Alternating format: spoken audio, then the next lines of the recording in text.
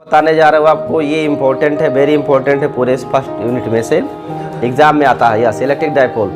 कई बार एग्जाम में सिर्फ इतना ही पूछ लेता है कि इलेक्ट्रिक डायपोल क्या है, वैद्युत द्विध्रुव क्या है, इसकी परिभाषा लिखे और इसके द्विध्रुव के आघूर्ण का व्यंजक लिखे। एक क्वेश्चन पूछता है, या एक क्वेश्चन पूछता है कि वैद्युत द्विध्रुव की अक्षीय स्थिति में वैद्युत क्षेत्र की तीव्रता का व्यंजक भी उत्पन्न करे या स्थापित करे, ऐसा पूछता है। या इसकी निरक्षीय स्थिति में पूछ लेता है।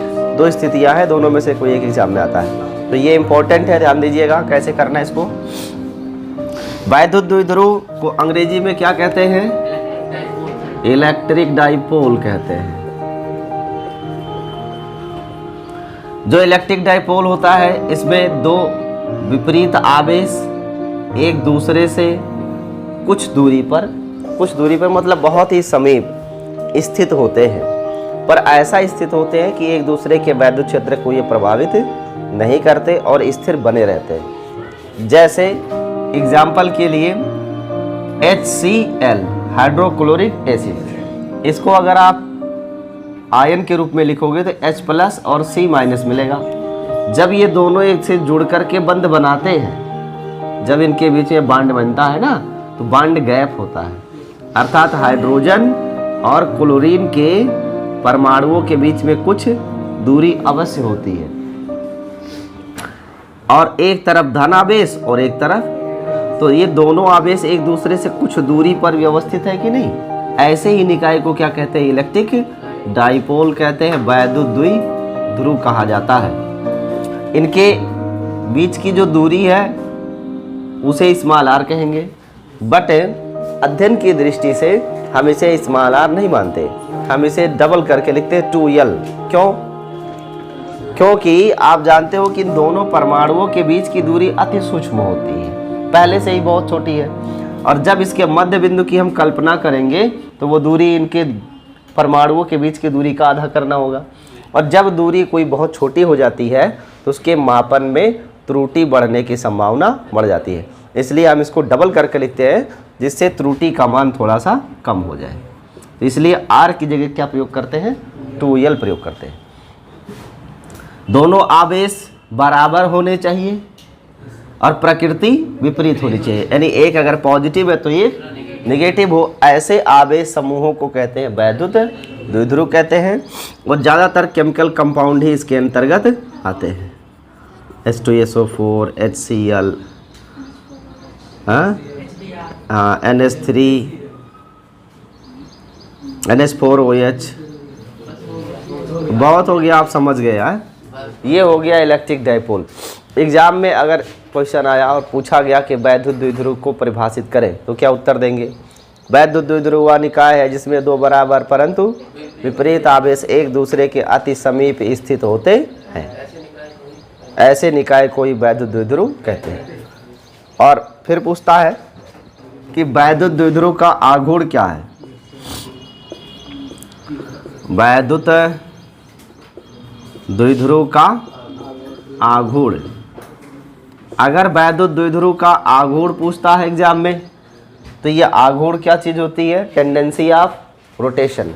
आघूर्ण का मतलब होता है टेंडेंसी ऑफ रोटेशन, अर्थात घूमने की प्रवृत्ति को ही आघूर्ण कहा जाता है।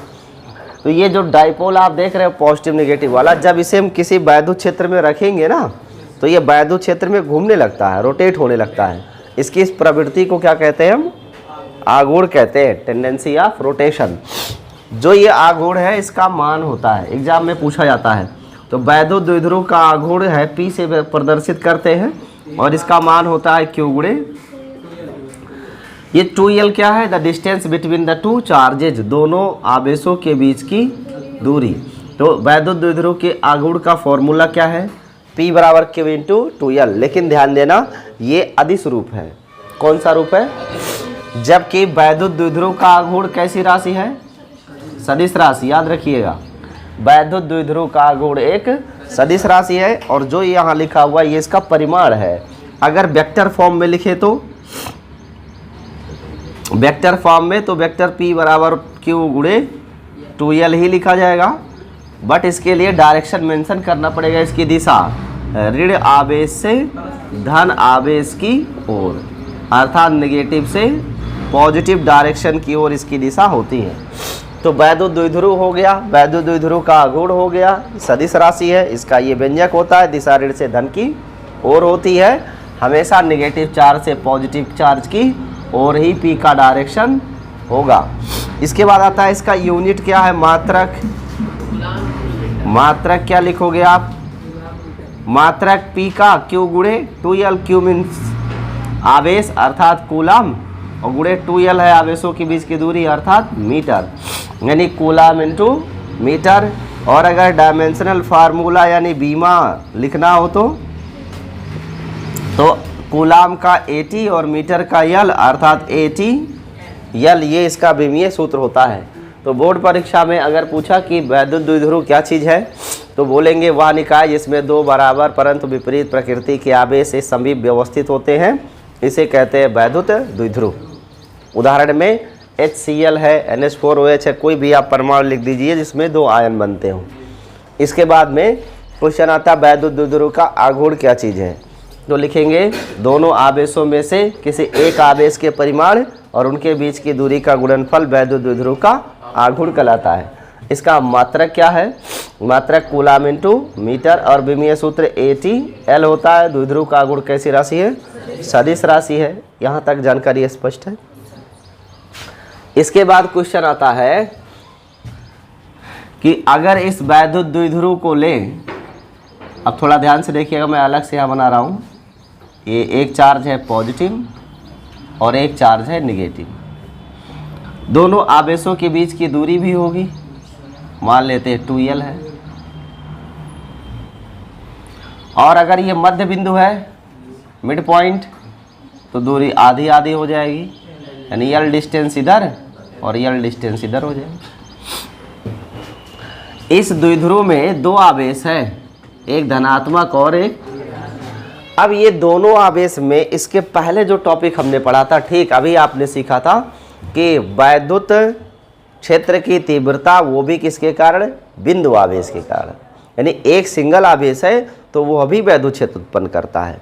यहाँ पे कितने आवेश दिख रहे हैं, तो दो दो आवेश है ना, तो इसका मतलब है कि ये वैद्युत द्विध्रुव भी वैद्युत क्षेत्र उत्पन्न करेगा। तो इसके चारों तरफ एक डेफिनिट एरिया होगा जहाँ पर यह वैद्युत बल आरोपित करेगा। फिर आएगा कि वैद्युत क्षेत्र की तीव्रता कितनी होती है, तो बोर्ड एग्जाम में ये टॉपिक आता है, कौन सा, वैद्युत द्विध्रुव के कारण द्विध्रुव के कारण वैद्युत क्षेत्र की तीव्रता। ठीक है, intensity due to electric dipole, वैद्युत द्विध्रुव के कारण वैद्युत क्षेत्र की तीव्रता। अब ये जो वैद्युत द्विध्रुव है इसमें दो आवेश है और दोनों आवेशों के हम अलग अलग परिमाण निकालेंगे और उनके कारण वैद्युत क्षेत्र की तीव्रता का एक संयुक्त रूप निकाला जाएगा जिसे हम वैद्युत द्विध्रुव की तीव्रता कहेंगे। ध्यान से समझिएगा, जो वैद्युत द्विध्रुव है इसमें इन आवेशों की मिला जो रेखा है, आवेशों को जोड़ने वाली रेखा, इस आवेशों के अनुदिश जो अक्ष मिलती है इसे बोलते हैं एक्सिस ऑफ डाइपोल। क्या कहते हैं, एक्सिस ऑफ डाइपोल, अर्थात द्विध्रुव की अक्ष कहते हैं। और जो ये द्विध्रुव की अक्ष है इस पर अगर कोई बिंदु लिया जाए, जैसे मान लेते हैं P, तो इसे कौन सी अवस्था बोलते हैं, अक्षीय स्थिति या अक्षीय अवस्था। और अक्षीय स्थिति में वैद्युत क्षेत्र की तीव्रता का मान आता है 1/4 पाई K एप्सिलॉन नॉट 2P बटा R, जहाँ R क्या चीज़ है, R है मध्य बिंदु से उस बिंदु की दूरी जिस बिंदु पर हम वैद्युत क्षेत्र की तीव्रता याद करें। तो ये कौन सी स्थिति है, अक्षीय। और ये एग्जाम में आता, बोर्ड एग्जाम में अक्षीय अवस्था पूछा जाता है। डेरिवेशन आएगा कि ये कैसे आता है फॉर्मूला, लेकिन फॉर्मूला क्या है वो तो पता होना चाहिए ना, तो फॉर्मूला यही है। इसके बाद एक और केस बनता है कि ये जो द्विध्रुव की अक्ष आप देख रहे हो इसके लंबवत कोई रेखा ऐसे खींचे, ऐसे लंबवत। तो ये जो लंबवत रेखा आप खींच रखे हो इसे निरक्षीय अवस्था कहते हैं।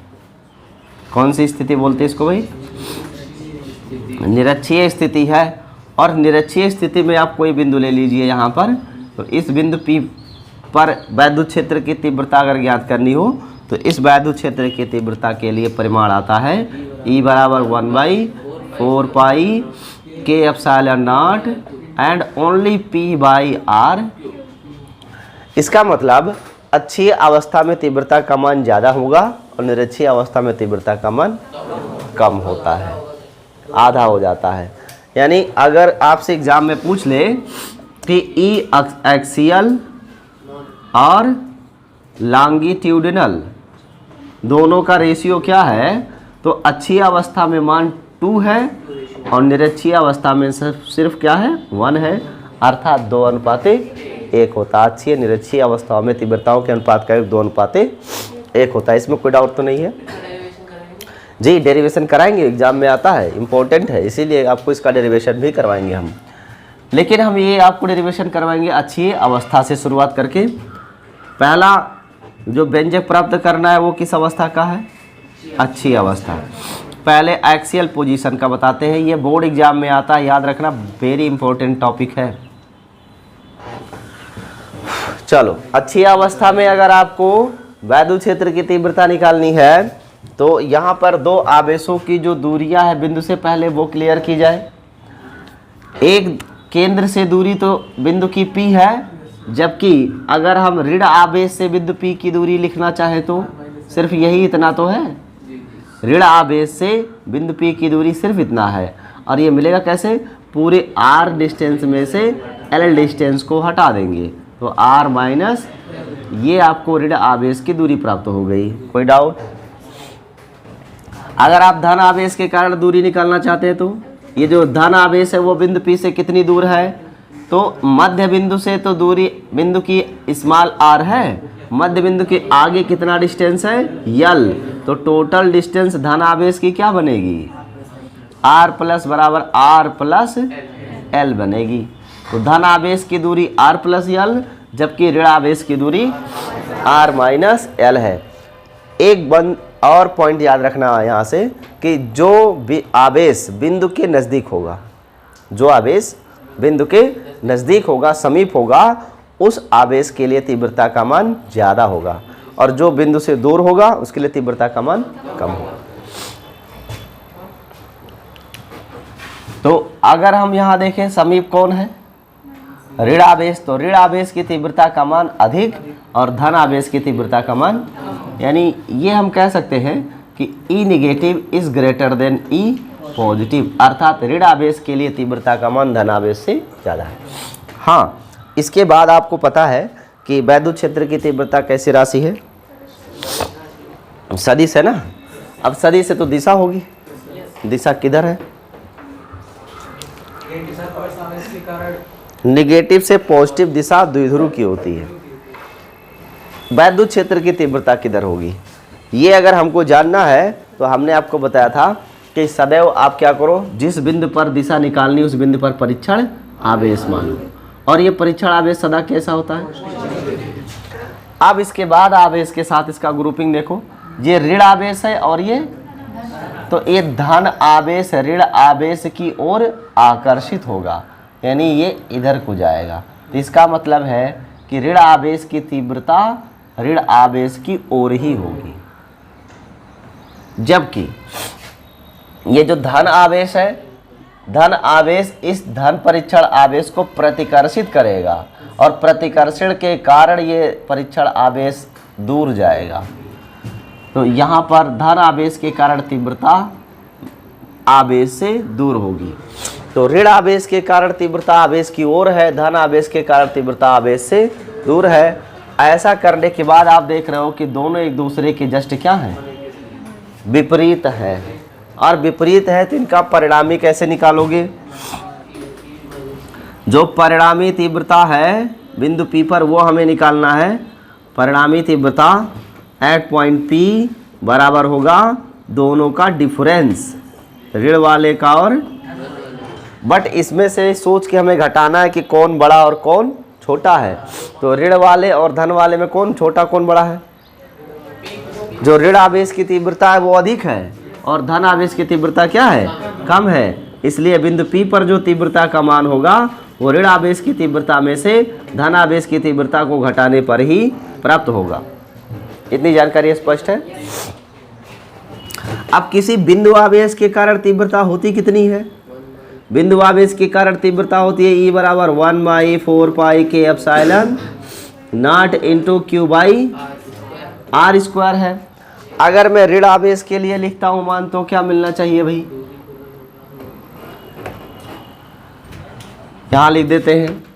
अगर ऋण आवेश के कारण आप तीव्रता लिख रहे हो तो ऋण आवेश के लिए 1/4 पाई के एप्सिलॉन नॉट और इंटू ऋण आवेश की दूरी R माइनस L यूज करिएगा, R बटे R माइनस का होल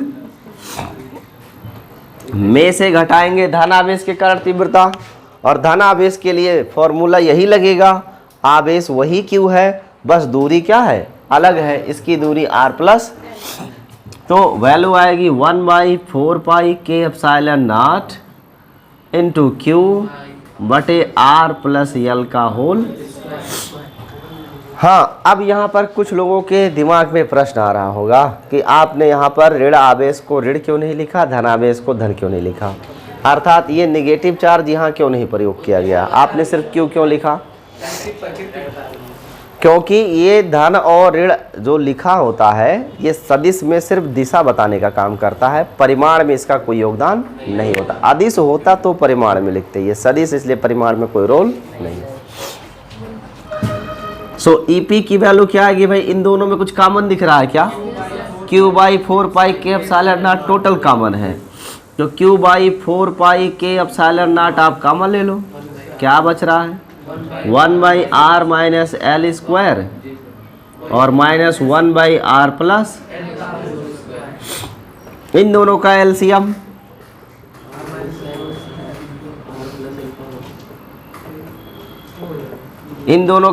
दोनों अलग अलग राशियां हैं तो इसलिए गुणा ही करना है।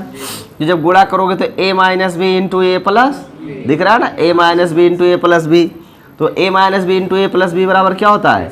A स्क्वायर माइनस, और दोनों का होल स्क्वायर है तो इसका भी होल स्क्वायर आएगा, और अंश में क्या हो जाएगा? R प्लस L का एक में गुणा, R प्लस L का whole square minus R minus L का होल स्क्वायर आएगा। कोई डाउट? अब इस ब्रैकेट को जब तोड़ेंगे तो क्या मिलेगा? याद रखना एक फॉर्मूला होता है A plus B square minus A minus B square बराबर 4AB होता है।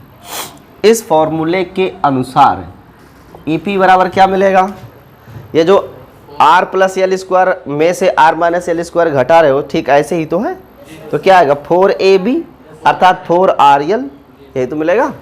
तो Q/4 पाई के एप्सिलॉन नॉट और इंटू 4RL बटे R square minus L square का होल स्क्वायर, ये स्क्रीन पर है ना, R square minus L square का होल स्क्वायर।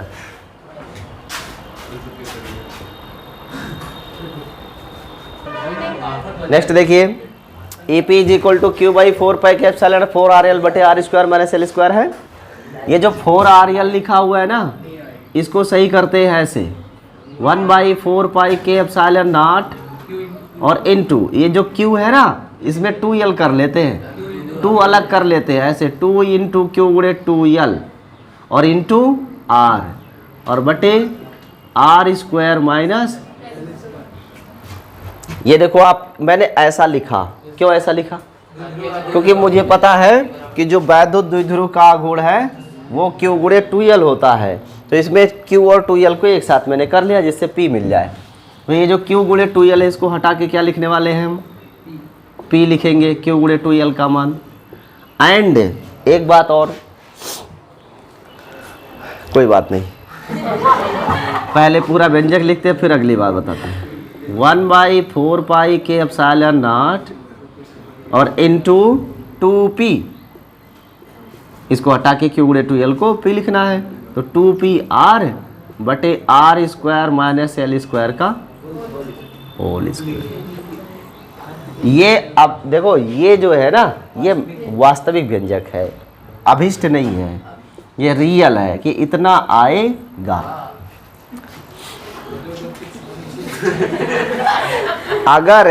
अगर मान लो कि ये जो बिंदु है नहीं, बिंदु P, ये बिंदु P की जो दूरी r दिख रही है वो इन L की वैल्यू से अधिक हो जाए। L की वैल्यू क्या आप जानते हो, दो परमाणुओं के बीच की दूरी ही तो L है। अगर हम इससे 2 सेंटीमीटर 3 सेंटीमीटर आगे भी चले गए तो परमाणुओं के बीच की दूरी से कई 100 गुना आगे निकल जाएंगे। यानी ऐसा भी हो सकता है कि R की value much greater than L हो जाए, अर्थात L का मान बहुत ही तुच्छ हो जाए। तुच्छ समझते हो ना, एकदम छोटा। अगर ये तुच्छ हो गया तो इसका वर्ग करने पर हमें क्या मिलेगा, 0 मिलेगा। सो इस L स्क्वायर को हटा के क्या लिख सकते हैं हम, 0 लिख सकते हैं। सो EP बराबर हो जाएगा 1/4 पाई के एप्सिलॉन नॉट इंटू 2PR और बटे ये जो L स्क्वायर था वो 0 हुआ तो बचा सिर्फ R स्क्वायर, और R स्क्वायर का स्क्वायर करोगे तो R की पावर 4 आ जाएगी। सो ऐसे में EP की वैल्यू आ जाएगी 1/4 पाई के एप्सिलॉन नॉट इंटू 2P, और देखो R पावर नथिंग बट 1 है, एक और इस 4 घात को कट कर देंगे तो बचेगा क्या, R³। यही अभिष्ट व्यंजक है। बोर्ड एग्जाम में यहीं तक लिखना है, लेकिन बात सुनो, बोर्ड एग्जाम में इतना लिखने के बाद एग्जामिनर तो नंबर दे देगा, लेकिन खुश नहीं होगा दिल से। दिल से खुश कब होगा, इम्प्रेस करना है तो ज़्यादा नंबर मिलेगा। वो खुश तब होगा जब आप इस EP की दिशा भी बता देंगे, क्योंकि ये EP क्या है, सदिश राशि है, वैद्युत क्षेत्र की तीव्रता सदिश। अब यहाँ पे दिशा कैसे लिखेंगे आप, बहुत सिंपल है। जो बड़ा देखो, दो सदिशों में जो बड़ा सदिश होता है ना, परिणामी की दिशा सदैव उसी की ओर होती है। तो यहाँ ऋण और धन दोनों में से तीव्रता कौन सी ज़्यादा है, ऋण की है। इसका मतलब है कि दिशा किधर को होगी, ऋण आवेश की ओर, यानी पॉजिटिव से नेगेटिव की ओर। ऐसे धन से ऋण की ओर एक ही डायरेक्शन हो जाएगी। क्या आपको बात समझ में आई है, नोट कर लीजिए इसके आगे अगले वीडियो में।